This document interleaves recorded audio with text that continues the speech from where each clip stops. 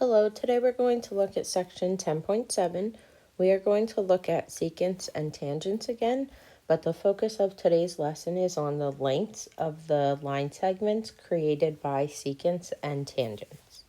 There are essentially three different rules or theorems or formulas today, depending on whether your secants and tangents intersect inside or outside a circle. If you take a look at the first sort of rule, it says if two chords intersect inside of a circle, then the products of their measures of the segments of the chords are equal. So in this picture, that means that if I multiply, find the product of the two line segments from one of the chords. So if I focus first on AC, if I multiply its two parts, so AE times EC, that's the same as multiplying the two parts of the other chord. So the other chord, BD, is broken into two parts, BE and ED. If I multiply the pieces of each segment, those things are equal.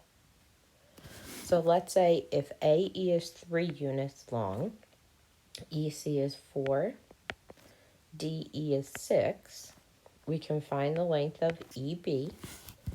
So if I multiply 6 times the length of EB, that must be the same as multiplying 3 times 4.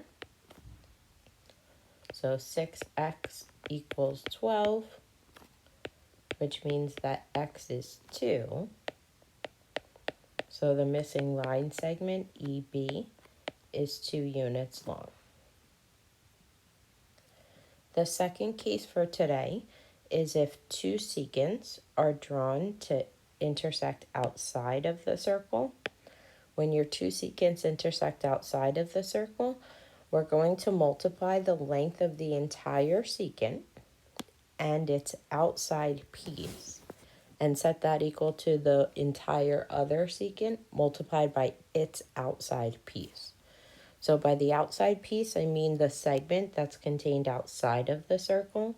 So if you look at the second figure here, we're going to look at the top secant first.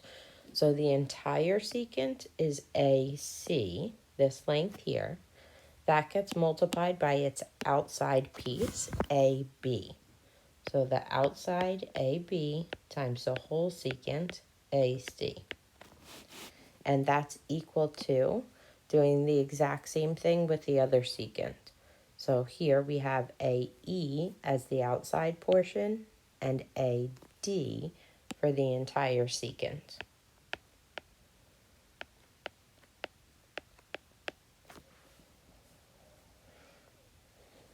So if we want to find the length of ED, so let's call that X. If BC is 12, AB is 2, and AE is 3 units. For the top secant, I multiply its outside piece, so AB is 2 units long, times the entire secant. AC is made up of two parts that are 2 and 12 units, so together the entire length is 14 units, equals the outside piece times the whole thing. So for the other secant AD, the outside piece is 3 units long, times the entire secant, again made up of two parts, is x plus 3 units long. Make sure that goes in parentheses, you're multiplying the entire length. And then of course we can solve for x. So on the left side we get 28 equals, on the right side when you distribute, 3x plus 9. Subtract 9 from both sides, so that 19 equals 3x. And when you divide both sides by 3, x is about 6.3. So ED is about 6.3 units long.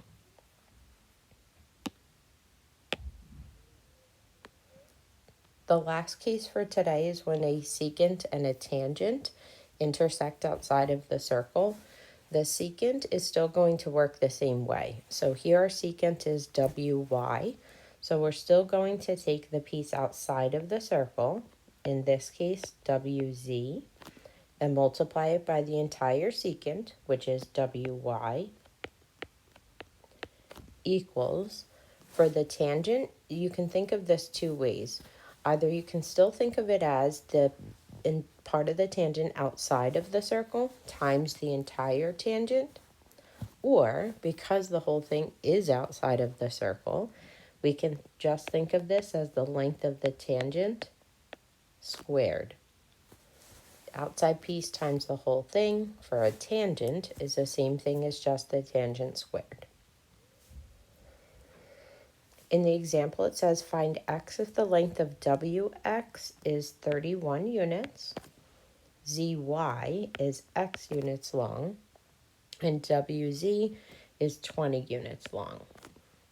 So for our secant, the outside portion WZ is 20 times the entire secant, when I add up the two parts, is x plus 20. And that must equal the tangent squared, so 31 squared.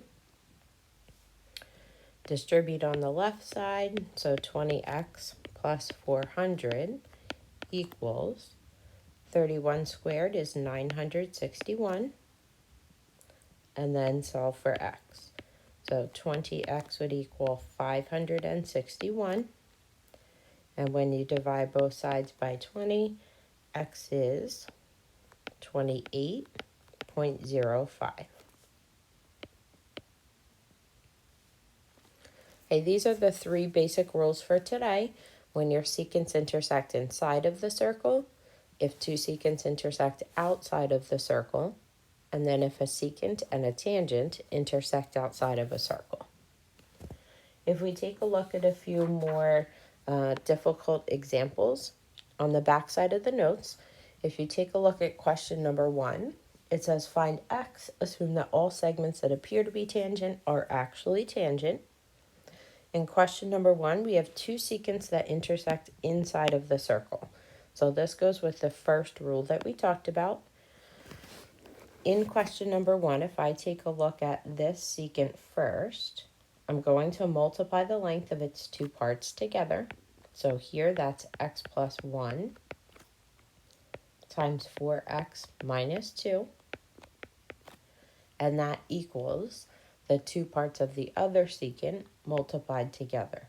2x minus 1 times 3x minus 1. Okay, the algebra here is going to be significantly more complicated. You should start by foiling both sides. So on the left side, when we FOIL, we should get 4x squared minus 2x plus 4x minus 2. On the right side, again, we're going to FOIL. This becomes 6x squared minus 2x minus 3x plus 1. Combine like terms on both sides of the equation. So 4x squared plus 2x minus 2 equals 6x squared minus 5x plus 1. Since we have a quadratic or second degree equation, you need to move everything to one side so that you can factor. So I'm going to move everything to the right to keep the squared term positive. That makes my equation 0 equals 2x squared minus 7x plus 3. To factor a trinomial where the leading coefficient is not a 1, remember we multiply, if you use the A times C method, we multiply the leading coefficient times the constant. So 2 times 3 is 6. Find the factors of 6 that add to the middle term, so they have to add up to -7. So that means we can break 6 into -1 times -6. That then splits our middle term. So we rewrite our equation, 0 equals 2x squared minus 6x minus 1x plus 3. And now we factor by grouping. So if I look at just the first two terms, I can factor out the GCF. Here the GCF is 2x. So if I take out a 2x from each term, I'm left with x minus 3. When you factor by grouping, you have to have the same leftovers, the same parentheses for your two groups. So when I take a look at the second group of terms, in order to get minus x plus 3 to turn into x minus 3, I factor out a negative 1. And now if I take out that common parenthesis of x minus 3, my new leftovers are 2x minus 1. Split, set each factor equal to 0.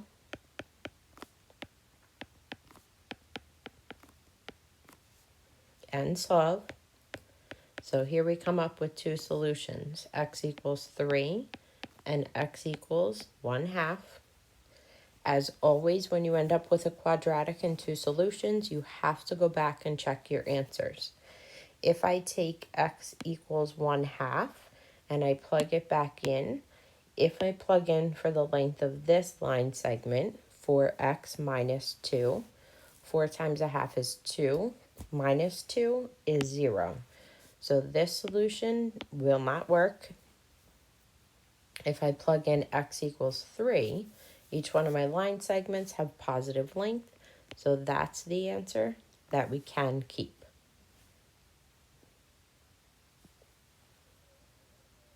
Okay, take a look at question number 2. In question number 2, we have a secant and a tangent. So for our secant, we're still going to take the outside piece. So in this picture, that would be x units long, multiplied by the entire secant. So I add the parts. X plus 2 plus x is 2x plus 2 equals, for our tangent, we take the tangent and square it, so 12 squared.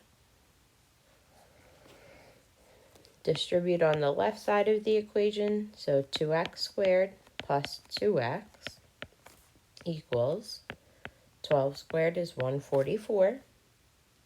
Again, we have a quadratic equation, so we're going to move everything to one side. This time I'm going to move everything to the left in order to keep the squared term positive. Now that our equation is equal to 0, we can factor. I would strongly suggest that you factor out the GCF of 2 or divide out the 2 since every term is positive. So that makes our equation x squared plus x minus 72 equals 0. And now to factor our trinomial leading coefficient of 1, we need two factors that multiply to negative 72 but add to positive 1.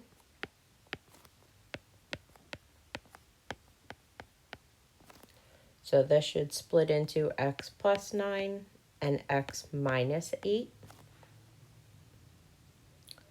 Then we set each factor equal to 0. So x plus 9 equals 0, or x minus 8 equals 0. And we get our two answers, x equals negative 9 or x equals positive 8. Again, check both of those answers against the geometric figure. X here represented the length of one of the line segments, so it cannot be negative. So x can't be negative 9. But if I plug in x is 8, all of the line segments do have positive measures, so this is the solution we keep.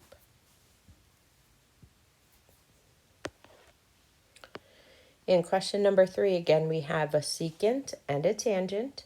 So if I take a look at the tangent first this time, doesn't matter which one you do first, our tangent is labeled as x units long. So the tangent always gets squared. That equals, For the secant, the outside portion is 8 units long, times the entire secant, 10 plus 8 is 18. So here we have x squared equals 8 times 18.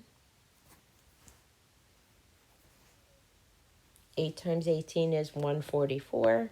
So x squared equals 144. And when you square root both sides, x equals 12. This solution does work. It's positive for the length of a segment, so we're good to go.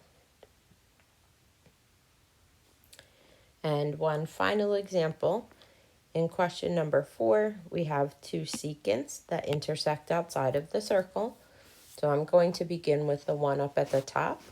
So for this top secant, the outside portion is x units long.